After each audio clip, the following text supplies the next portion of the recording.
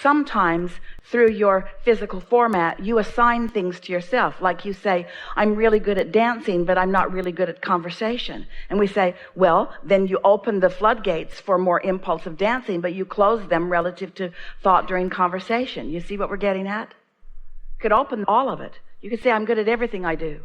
I'm good at all of it. Ideas flow to me. Impulses flow to me. I'm in the flow of things. My source energy knows everything that I've asked for and is feeding it to me in real time all the time. And I'm happy and open and receiving and satisfied. There's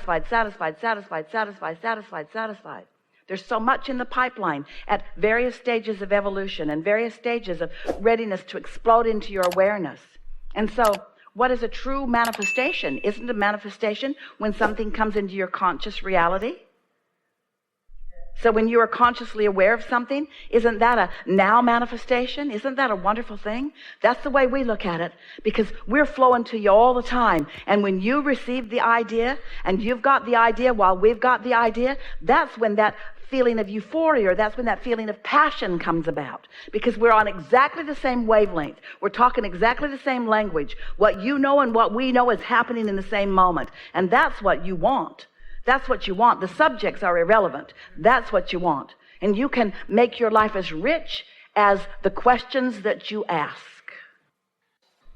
Every moment could be alive and full for you, because every moment you could be completely intertwined with that broader non-physical part of you who is enjoying all of the aspects of whatever you are about.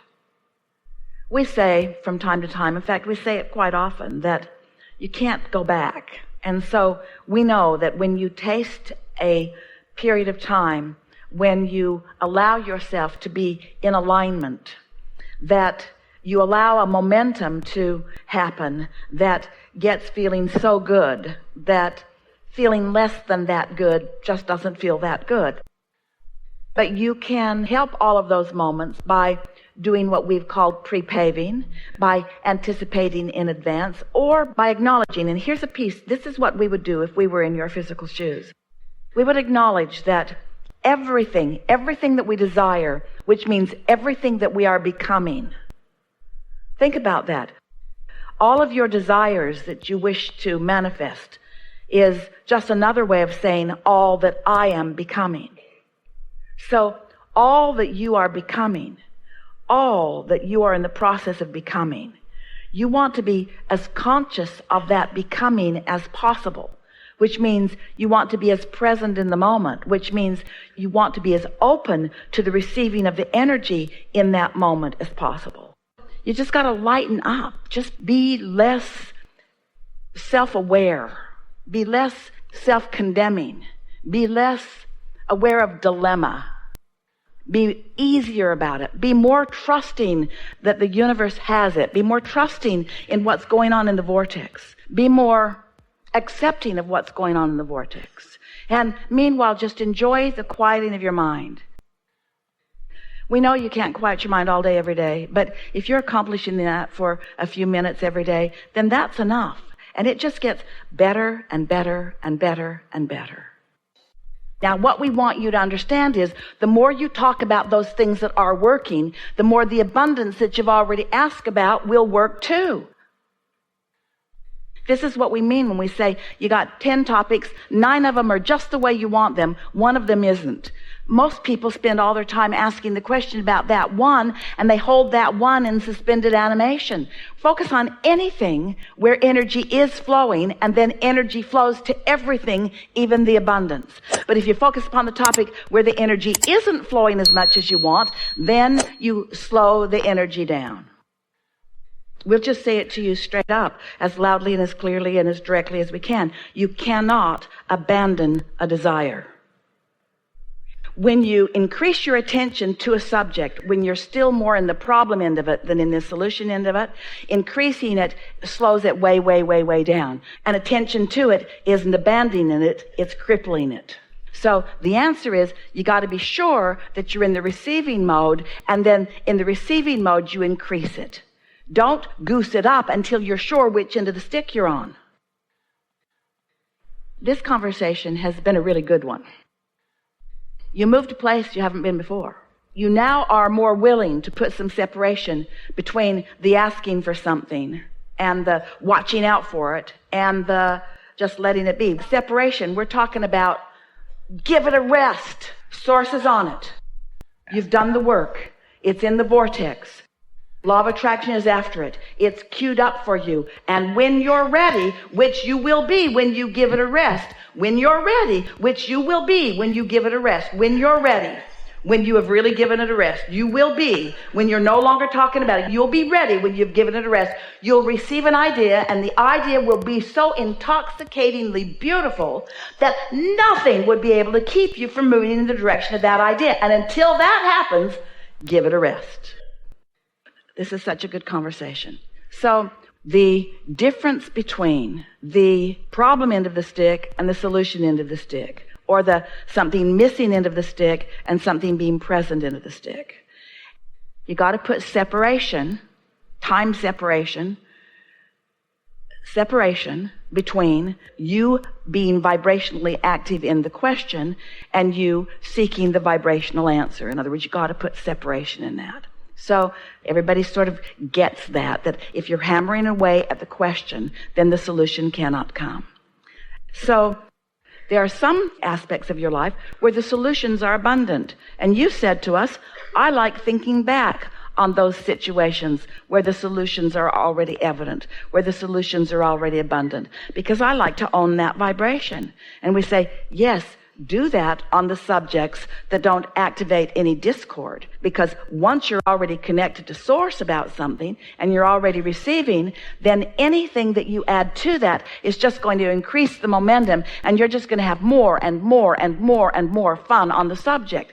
But if it's a subject where you haven't made that jump yet, and you attempt to increase the momentum of it, all it does is compound the question and make you more resistant to the answer. Can you hear that? Because the human part of you feels like if you just get in there and go after it in a sort of determined way. But this vibrational world is a different world than the action world. The action world is about sort of brute force, and the stronger you are and the bigger you are and the more there are of you, the more you can move stuff around. But in a vibrational world, it's not like that. In a vibrational world, it's subtle and fine-tuning. It's tuning. It's not going hard after things. It's tuning. What can be hard about this answer? Abraham, I have this thing that I've wanted for a while and it isn't coming. What should I do? Leave it alone. Well, I know I should leave it alone, but I've got this thing. I've wanted it for such a long time. What should I do? How can I make it come to me? Just leave it alone. Are you sure I should leave it alone? Because it feels like I should be hard after it. Well, you should leave it alone because your vortex has got hold of it and your inner being has got hold of it and it's working on your behalf. It's been moved to the universe's side of the placemat. It's been moved to the universe's side of the placemat. So now you can let go of it. And if you keep putting it on your side of the placemat, then you're going to keep doing a crappy job of it instead of letting the universe do a divine job of it. Just trying to get your attention. That's it. Trying too hard is a human tendency because you've been, bless your hearts, you've been working so hard with your action. You've been offering so much action to compensate for energy that you didn't quite get figured out, you see. And so just know that anything that feels like a struggle, leave it alone because you're getting nowhere with it. If you're struggling over it, you're making the struggle more. Leave it alone. If it feels like a struggle, it feels like a struggle for a reason. You're barking up the wrong tree. You're working on the wrong side of the placemat. You just got to let it go. You just got to let it go. You got to say things to yourself like, well, that's it for me on that for now. I'm not going to think about that because I'm not making any progress. I'm just going to let it go. I'm going to let the universe work on it. And I'm going to focus on the things that make me feel good and on the things that make me feel powerful. And I'm going to tune in as often as I can. And I do that often. And I'm just going to let the good times roll, and I'm just going to follow my bliss, and I'm just going to follow the feeling. And when I get an impulse about that, if I do, and I'm sure I will eventually, then I'll follow that impulse. And until then, I'm just going to follow the other impulses. So when an idea flows, seems like a good idea, yeah? Follow those ideas. When we were teasing with you in the beginning about how we wouldn't look back, you can if you want to, but we wouldn't look back. We don't look back. because there is so much that is delicious to focus upon between where you are and where you're going. And so that's what has our undivided attention. And so anything prior to now is irrelevant, because in this now, there are only two things that matter. What you're asking for, which is what you're summoning, and what you're doing in relationship to it.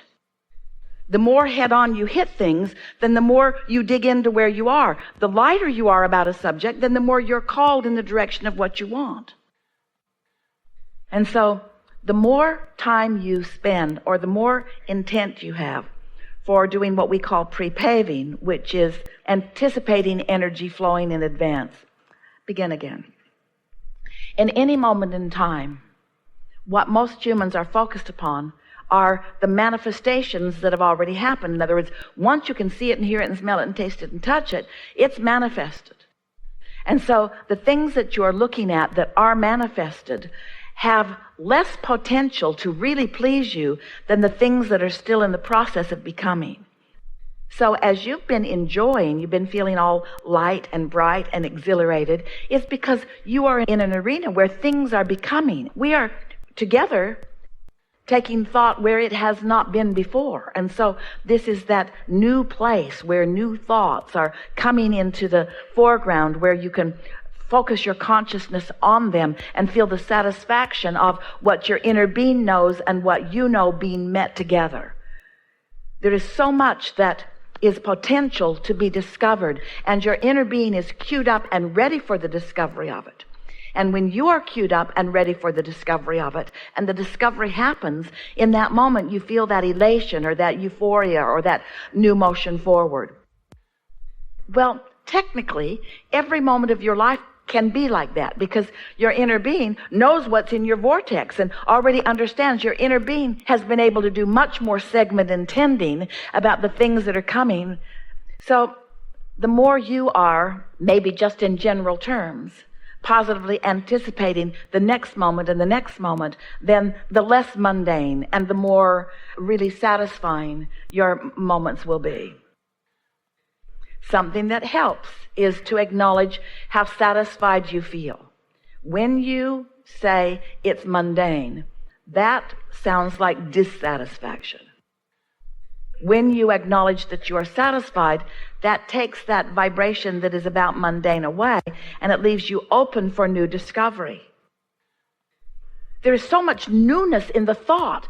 Humans just want the newness to be about the manifestations, but there is so much newness along the way that is so satisfying in nature.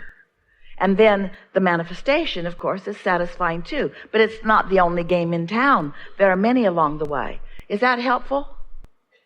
There's so much satisfaction along the way that just keeps your juices going and keeps you realizing that you are the creator of important things.